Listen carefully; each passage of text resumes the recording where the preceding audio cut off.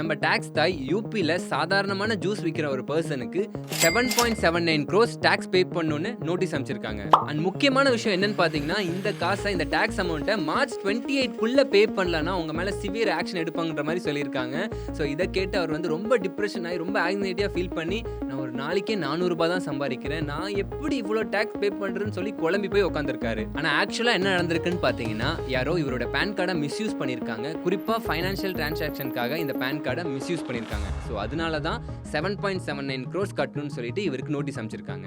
So இதை தெரிஞ்சுக்கிட்ட officers அந்த ஜூஸ் கடைக்காரர்கிட்ட, ஒன்றும் கவலைப்படாதீங்க, இது உங்கள் மிஸ்டேக் கிடையாது, ரிலாக்ஸ்டாக இருங்க, ஒரு ஜூஸ் குடிச்சிட்டு உங்கள் வழக்கம் போல் வேலையை பாருங்கன்னு சொல்லியிருக்காங்க.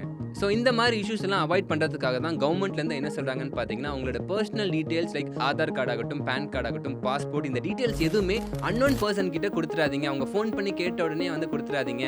நல்லா தெளிவாக யோசிச்சு கேட்டு விசாரிச்சு பண்ணுங்கன்னு சொல்கிறாங்க. ஸோ எல்லாருமே சேஃபாக இருங்க.